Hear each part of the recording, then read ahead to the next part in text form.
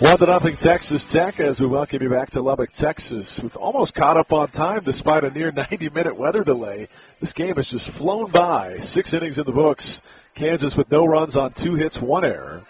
Texas Tech 1 run. It was unearned on 6 hits, 0 errors. Cody Shojinaga riding an 18-game hitting streak that he extended earlier tonight. Here to bring you the play-by-play of inning number 7, Kyle Mathas. Here's the first pitch to Shojinaga as he takes one inside for ball 1. Mason Molina remains on the mound, the lefty, pitching into the 7th.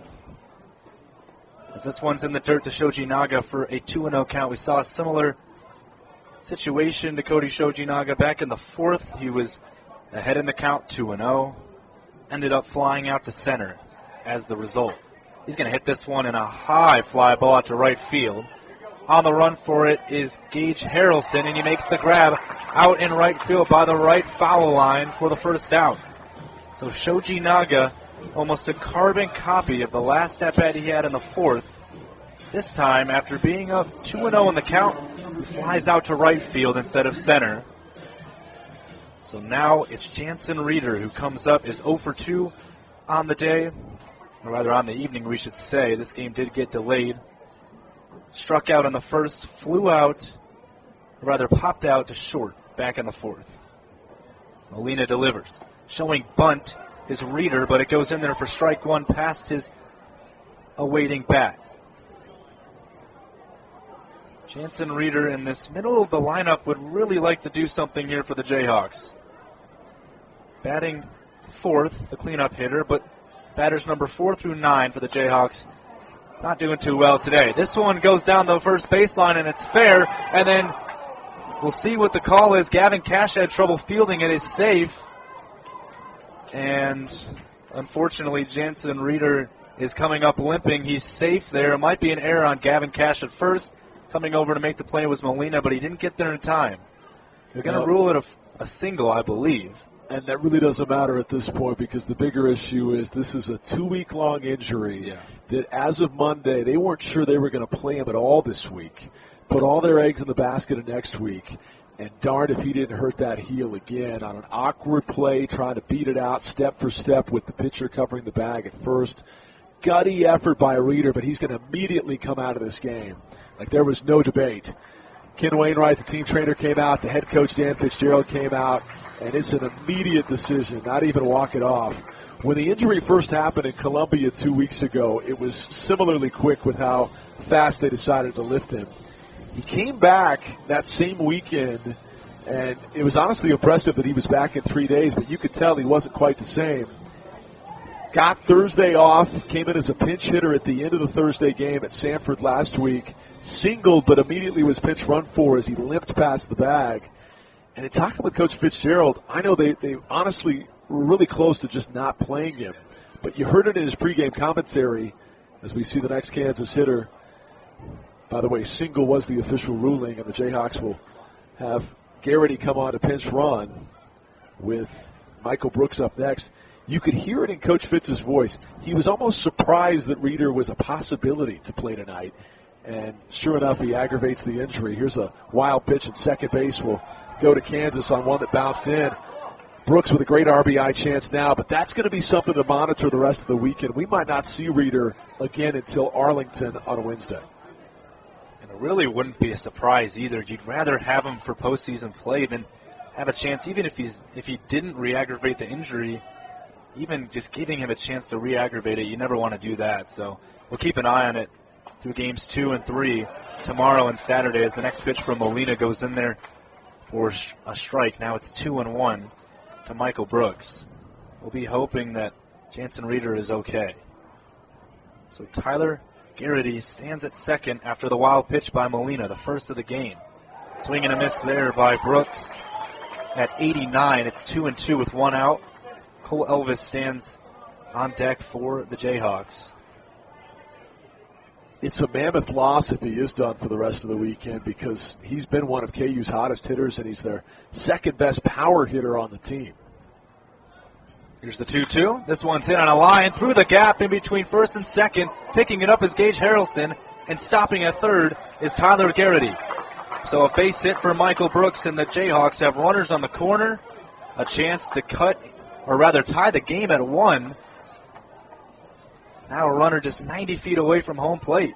So you might be saying, wait a minute, he singled to the outfield. How come a fast pinch runner doesn't score for second? Well, it's a liner that Garrity had to hang up to make sure it got all the way through.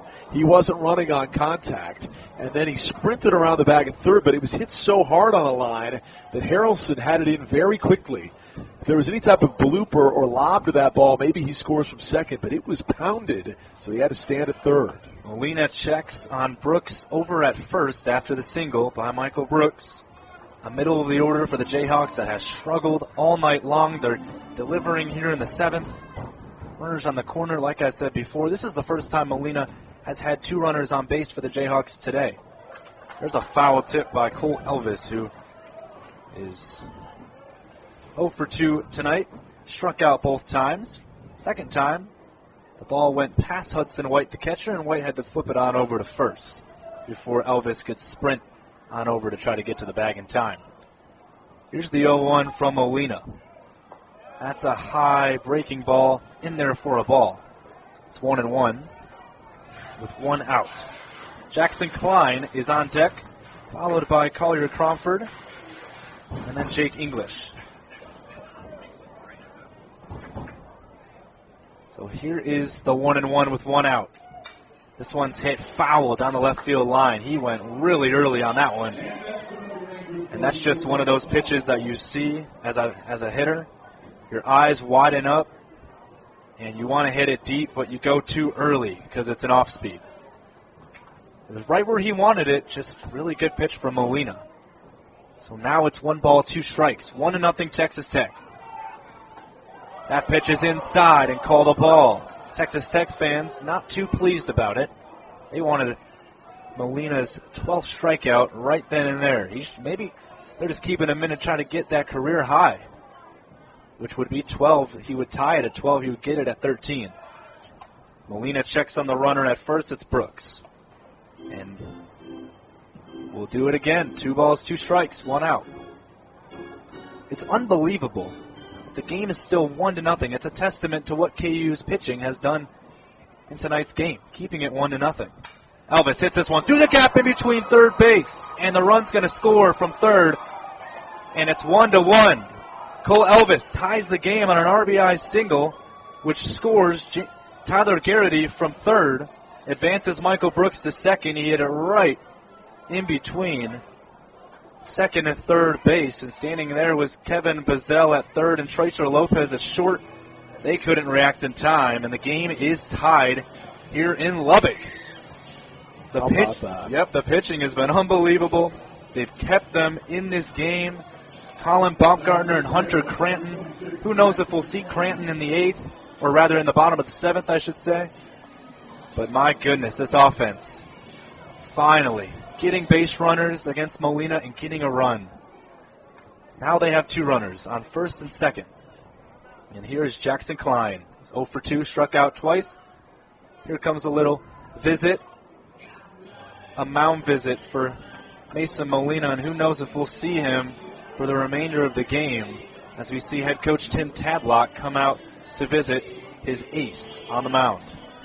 It's actually Matt Gardner, the pitching coach, that comes out, and sometimes Tadlock makes mound visits to pull a pitcher, but they've had activity in the bullpen. I think this is a conversation to determine whether or not they're going to let him stay in to try to finish the inning. Sometimes your mind isn't made up going out there, and it's how the pitcher responds to your questions that ultimately leads to a hook. Bill McGuire, the home plate umpire, is out to speed along this mound visit. They've got a man ready, but Gardner's conversation continues. Again, they were going to try to keep him below his typical workload pitch count-wise. And through 6 innings, he'd thrown just 11 pitches per inning, 66 total, but he's run into some serious trouble here with 3 hits allowed in this breakthrough 7th frame. 3 consecutive hits. But they're going to give him the chance to at least lead this inning, leave it with the game tied, and face one more batter here, try to get the speedy Jackson Klein to roll one over. Jackson Klein comes up to bat. Mason Molina delivers, and the first pitch is in there on a curve for strike one at the knees of Klein.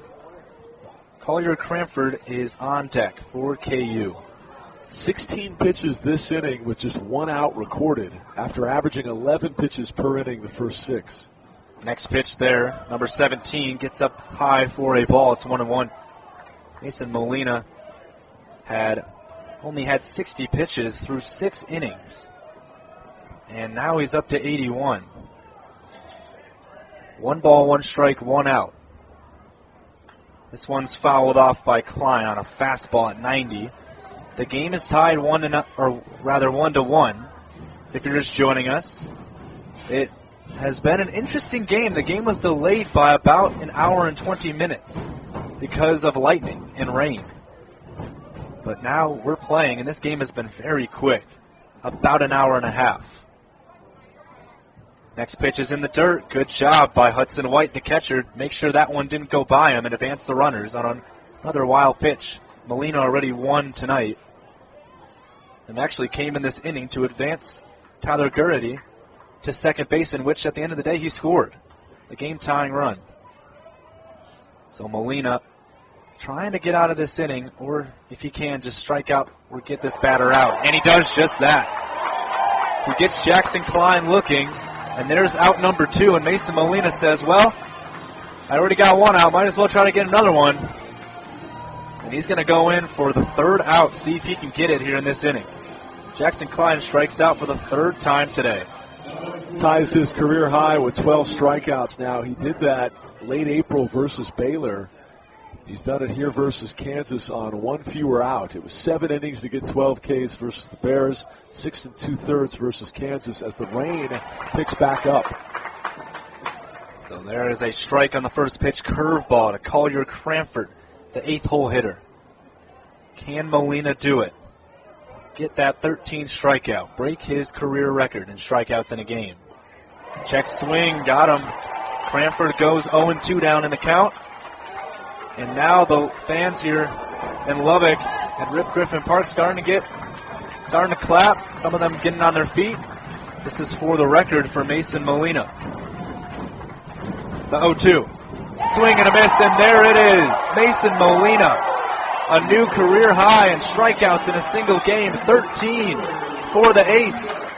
And that might be all he does in this game. And all he does is an understatement. He did so much more than he could have anticipated in this game, and he makes history against the Jayhawks here in Game 1 of this final regular season Big 12 series in Lubbock. Well, we'll head to the bottom of the 7th inning stretch. It's 1-1 between Kansas and Texas. The Jayhawks tie it up. We'll be back for the bottom of the 7th. After this is Kansas Baseball on the Jayhawk Sports Network.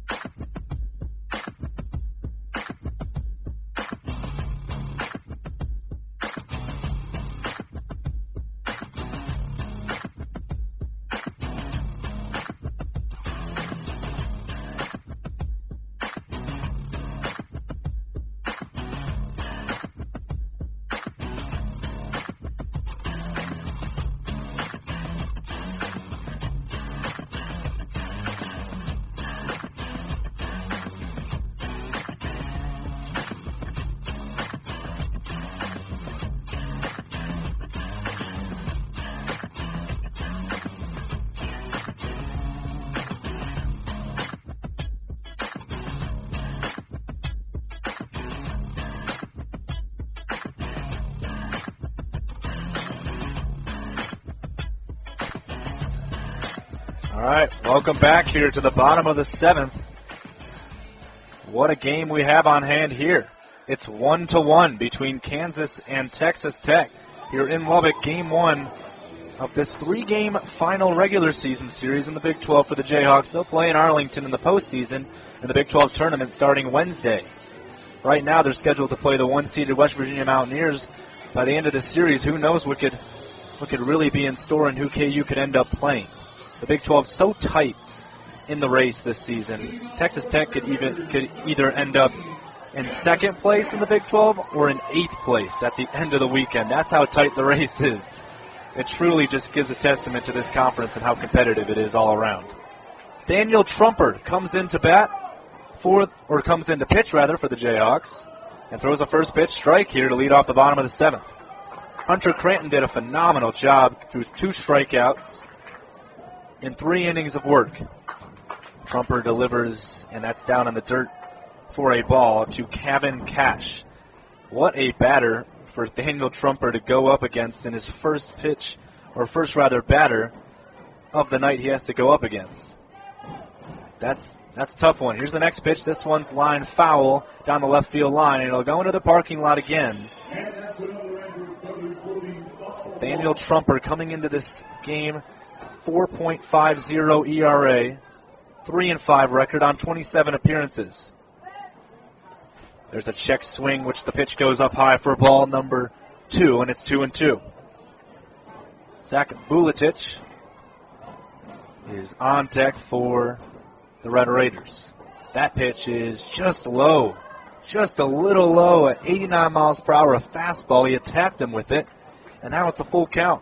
Daniel Trumper has thrown 26 walks this year, and the at-bat continues as this one's fouled off by Gavin Cash. 26 walks thrown by Trumper this season. 39 hits allowed, but 48 strikeouts. What a season he's had, the junior from Collins, Colorado. The 3-2. This one's hit straight to the shift. On it is Shoji Naga, and the throw over to Cole Elvis is in time. My apologies, failed to mention Kansas was in a shift over towards the right field. And that is one out there as Gavin Cash grounds out to second base, a 4-3. First out. Zach Vuletic comes up to bat for Texas Tech.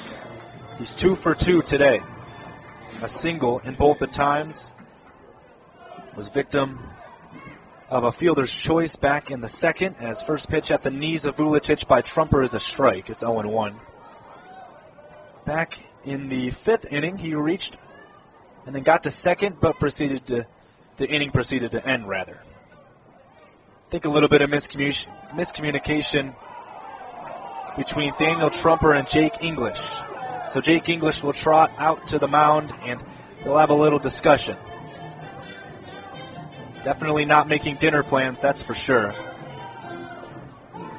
Jake English understands how important it is to get out of this inning with the game tied. I mean, we'd be heading into the 8th inning with a 1-1 tie if Daniel Trumper can get out of this with no runs allowed.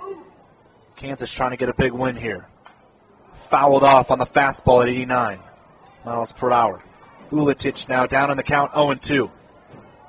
We've seen a common theme between all pitchers in this game. Mason Molina for Tech, Colin Baumgartner, Hunter Cranton, Daniel Trumper for KU. They've been ahead in the count. This one's popped up, but foul, out into the stands over on the left side and into the parking lot once again for the 4th time tonight. So the count remains 0-2 to Zach Vuletic. On deck for the Red Raiders is Dylan Carter. He is 1 for 2, has an RBI single. The next pitch is in there, just a little up high for ball 1. It's 1-2. Right at about the Texas Tech logo on the left side of the all-black jersey for the Red Raiders. It's 1-2. Here's the next pitch. And this one's hit foul down the right field line this time. Giving both foul territories some love in this at-bat, Vuletic. Daniel Trumper, just a junior, standing at 6'3", 205 pounds. The transfer. Check swing there. Let's see if he went. No, he didn't. He checked his swing. Vuletic remains alive. It's a ball, 2-2. Like I was saying before, Trumper transferred from Doane University before coming to KU. Another foul pop-up. This one's going to go into the stands and possibly hit the top of the Texas Tech, stadium, I should say, here at Rip Griffin Park. So Vuletic doing a phenomenal job staying alive in this at-bat right now. Good to be with you here on the Jayhawk Sports Network and KLWN. I'm Kyle Mathas, joined by Brian Haney. Here's the 2-2. This one's hit on a line out to center field, on the run for it, and able to make the grab is Mike Kozuski.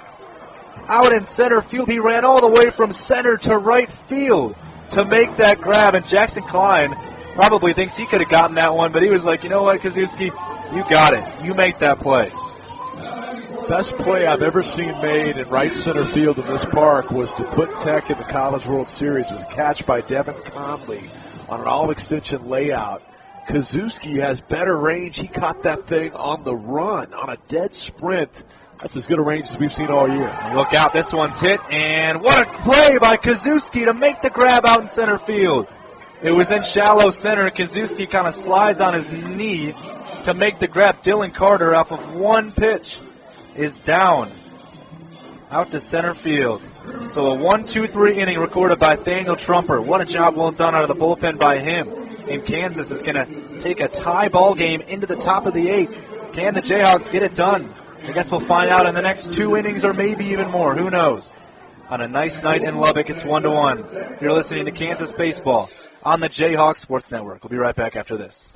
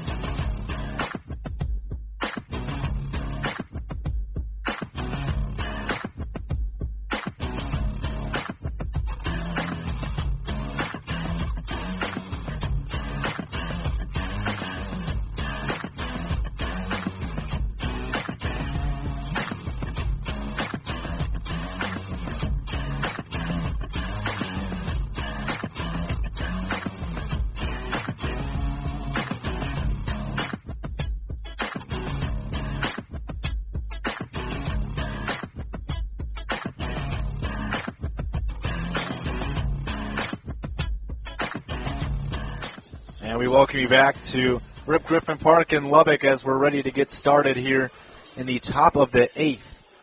Some stats here. 1 error for the Jayhawks. 5 hits for Kansas, 6 for Texas Tech. It's 1-1. As we're ready to get started here, leading off for the Jayhawks, Shake English, as I'll pass it back to the voice of the Jayhawks, Brian Haney. Thanks so much, Kyle. Great to be with you tonight. Great to see some high-level Big 12 baseball this weekend. Again, a lot to play for Kansas as